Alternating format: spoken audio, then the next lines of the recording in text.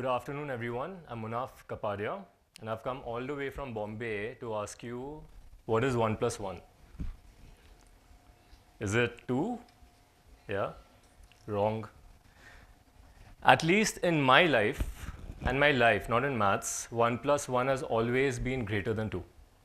It's been 3, it's been 4, it's been 5. And today, in the next 15-20 minutes, I'm going to try to tell you how this impossible equation has defined some of the biggest moments in my life. But to do this, let's go back in time. Let's go to 2014. So I belong to the Dowdy Bohra community, and we have some amazing food in our community, but we also eat from a very unique concept called the Bohri Thal. We sit around the thal and we eat directly from it. And in 2014, I had this wicked idea to call complete strangers into my house to eat food made by my mother. And I charged them money for it. A lot of people would say that's a little weird, but for me that was marketing.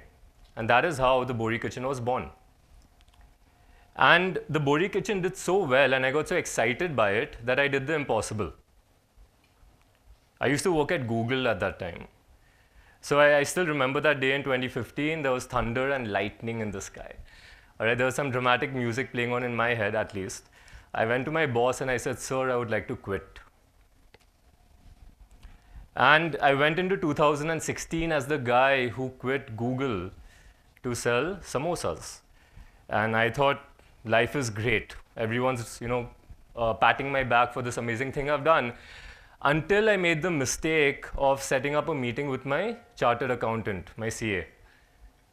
And my CA told me that, Munaf, your outstanding VAT liability, your value-added tax liability, is greater than the money you have in your savings account. And I swear on God, guys, I still don't know till date if he said VAT or if he said VAT. Because in Marathi, where I come from, VAT means you're ruined. And it didn't matter because he was right. I was ruined. I was financially bankrupt. And I was about to send an email to my boss, that same boss. I was going to send him an email saying that, "Sir, do you remember that evening there was thunder and lightning in the sky?" About that.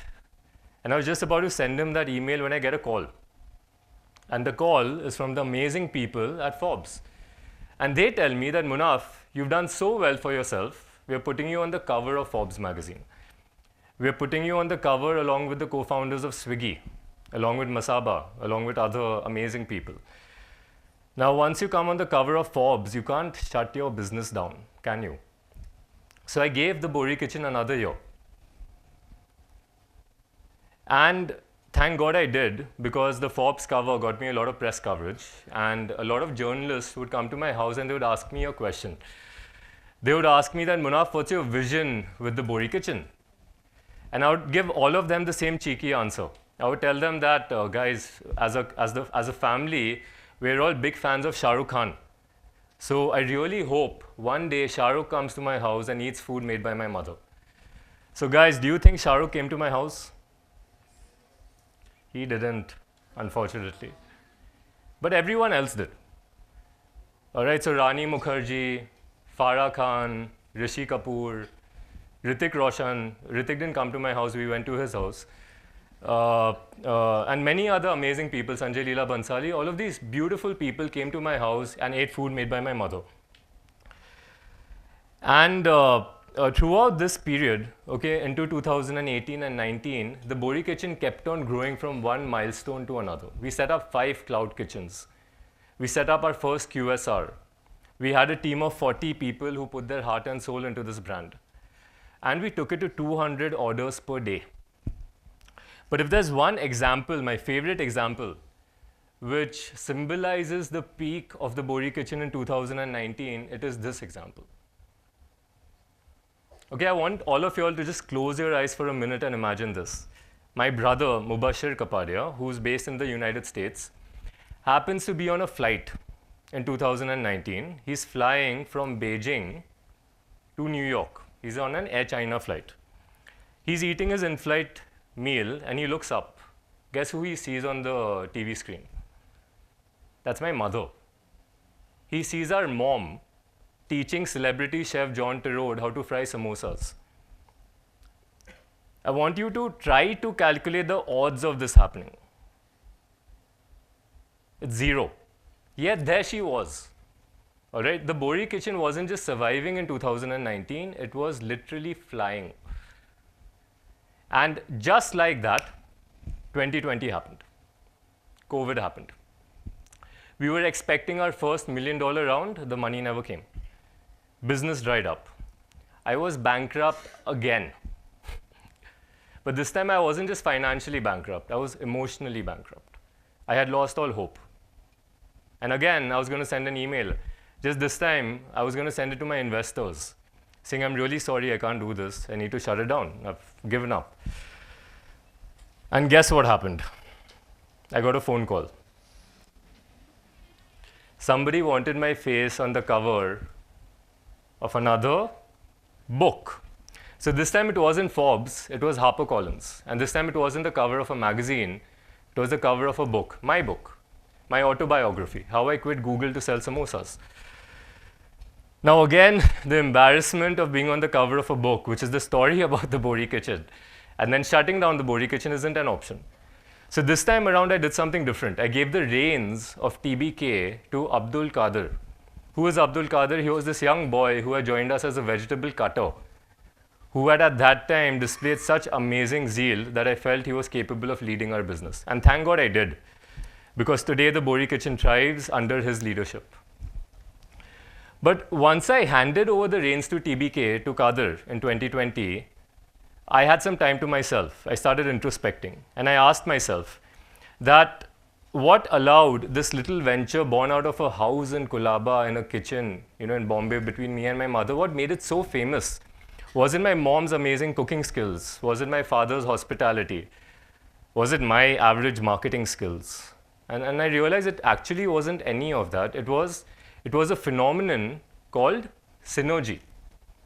What is synergy? Synergy is when the right person meets the right person at the right time to talk about the right thing, something disproportionate happens. Synergy is when 1 + 1 equals to 3 or 4 or 5 or 10. Synergy is, it's like compound interest on human relations. You know what, in simple English, synergy is that one phone call that saves you a year. That is synergy. Let me give you a real life example. Let's go back to Abdul Qadir. So in 2014-15, when the Bohri Kitchen started and it became a little famous, the MBA in me was immediately thinking about scaling it. So I asked myself, how do I standardize my mother's food? So I started learning how to cook myself. And guys, just between me and you, all I can really make or cook is a banana milkshake. All right, so obviously that experiment ended in a disaster. But at that same time, somewhere in Bijapur, there is a young boy, Abdul Qadir, who is managing his father's ice factory. And he has studied to be a mechanical engineer. But in his heart, he wants to be a chef. So he runs away from home, he runs away from Bijapur, he goes to Bombay to pursue culinary arts. Now, a random acquaintance, somebody who knows both of us, tells both of us to meet each other. And I still remember that meeting. I met Qadir below my building. And when I met him, in my mind, I thought it was just 15 minutes. I'm doing that acquaintance a favor. I'm meeting Qadir. But that meeting changed the course of my life and the Bohri Kitchen and his life. We couldn't afford Qadir because we had no money, like my CA told you and me. But Qadir was so passionate about the Bohri Kitchen, he said, I will still join you. And he joined us as a vegetable cutter at a nominal salary. Today, that mechanical engineer, that boy, is a leader who's leading the team, the Bohri Kitchen, and the entire catering business. The right people meeting each other at the right time to talk about the right thing led to a disproportionate outcome. Chalo, you're not convinced? Let's look outside the Bohri Kitchen. So in 2020, I handed over the reins to Qadir, and I started working again myself. I went back to the corporate world. The first job I did is I led the delivery business for McDonald's. How did I get this job? Did I apply on LinkedIn? Did I send my CV to somebody? No. A common acquaintance, Lakshmi Praturi, the founder of the Inc. Fellowship, who knew me at that time, she found out that I had shut the Bohri Kitchen down, or I had stepped away from TBK, and I wanted to work again.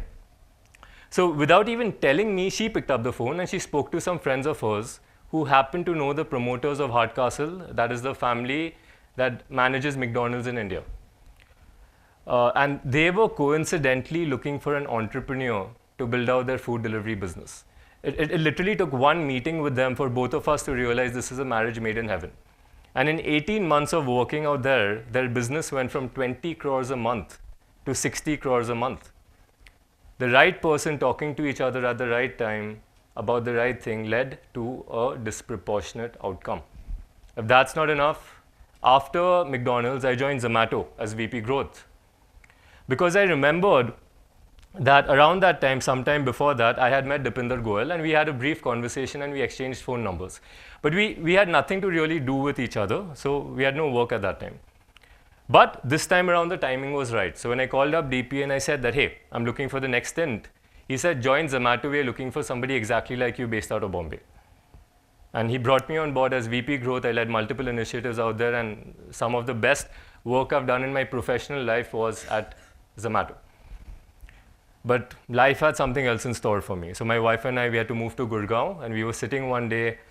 I had left Zomato by then, and I was struggling mentally, trying to figure out what else do I want to do in my life. Coincidentally, my wife had reconnected with her childhood family friend, Anasuya Menon. Guess what Anasuya does? She's a life coach. So my wife is like, hey, why don't you speak to Anasuya? Maybe she can help you. One conversation with Anasuya told me that this is somebody I need to speak to more. And we had 5 formal sessions. She coached me at that stage in my life. Every single thing she said just clicked. It was like puzzle pieces fell together in my life. The fog was cleared and I knew exactly what I wanted to do. I wanted to start a consulting practice called M2O Consulting, a food e-commerce consulting practice, which is what I do today. All of these disproportionate outcomes, these amazing things that have happened for me, happened because of human connections, because I found the right person at the right time and I spoke about the right thing. That is synergy. You know what? Let's stop looking into the past. Let's come to the present. Okay, let's think 4 weeks back when this gentleman called Om, picked up the phone and called me up from NMIMSIndore. And he said that, Munaf, we would like to have you here for a TEDx. And I was humbled as an alma mater of NMIMS to be here. My only dilemma was I did not want to talk about the Bohri Kitchen. I've spoken about it so much, I wanted to talk about something else. So I asked myself that what else is there that I'm so passionate about, and if you all haven't guessed already, that one thing is synergy. I'm obsessed with this equation of 1 + 1 can equal to more than 2. So I decided, hey, TEDx, it's about ideas worth sharing. Okay, let me come on stage today and share this idea with you. And I hope you enjoyed it. Was it worth your time? Yeah? Yeah, thank you so much. But guess what? All right, 2 weeks back, I've made the presentation, I made the slides, I showed you. I sent it to Om, he said, hey, it all looks good. But then you remember that brother of mine who was in that Air China flight, Kapadia, he never visits India. He settled down in America. For some strange reason, he's in India. Not only is he in India, he's in the living room while I'm about to send those slides to Om. And like all elder siblings have, they believe it's their human right to play devil's advocate, right? Even if you don't ask them to. So he's like, Munaf, wow, this idea looks really nice. You know, these slides look interesting, but like, isn't it embarrassing to go on a TEDx stage and just share an idea with the world? So I was like, buddy, what do you mean? I can't build this. In fact, just between all of us, I tried building it years ago. I spent lakhs on it. I hired developers. I put in months. I couldn't even scratch the surface of trying to create a tool that can identify synergy. I mean, it's impossible. How can you invent or predict serendipity? You can't. But my brother, being my brother, he said, you know what, let me give it a shot. You have 2 weeks, right? Let me see what I can do. Let me pause out here and introduce Mubashir Kapadia to you. Who is he? So Mubashir has studied computer science and he's done his PhD in artificial intelligence. The last 15 years, he spent his life at the intersection of AI, of human behavior, and computer graphics. He's a researcher, he's a professor, and he's a builder, working with some of the coolest companies in Silicon Valley. He happened to be in the living room with me, this guy who's obsessed with this idea of synergy. Om happened to be asking for a TEDx presentation. for something worth sharing with all of you. 1 plus 1 equals to 3. We built an actual tool. In 1 week, Mubashir built a prototype called Synergy.ai. What does this tool do? Because I tested it 2 days back. Okay, I uploaded 100 profiles into this tool. So while all of this is AI generated, but the profiles were real. I uploaded profiles of my colleagues from McDonald's, from Zomato, from Google, my family, friends, cousins, people with diverse backgrounds, lawyers, architects, copywriters, CAs even, all kinds of people. And then I uploaded my profile, which meant I introduced the concept of the Bohri Kitchen to this tool. And I asked the tool for help. I said that, so I have this business, the Bohri Kitchen. We make amazing food. Kadir is phenomenal. We have a great brand. We have a great story. We have an amazing menu. But we don't have a consistent lead pipeline. We don't have business development as a function in the company. Can you help me figure this out? Can you help me find somebody who can manage catering BD for the Bohri Kitchen? And I clicked on Find Synergy. Guys, you won't believe it. Okay, 3 days back, it threw my cousin at me. My cousin, somebody who I thought I knew. It turned out for the last 3 years, he had been leading business development, corporate catering BD for a catering company in Pune. I had no idea. I picked up the phone, I immediately spoke to him, and it was one of the most productive conversations I've had about the Bohri Kitchen in my life. And I'm pretty sure if I keep that up, either he will come on board or he will find me somebody relevant for this role. Speaking to the right person at the right time about the right thing might just lead to an outcome where the Bohri Kitchen sales double in the next 3 months with very little effort. I threw another problem at the tool.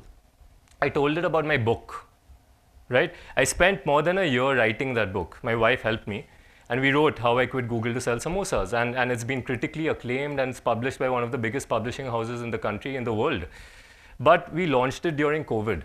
So it didn't get that launch it deserves.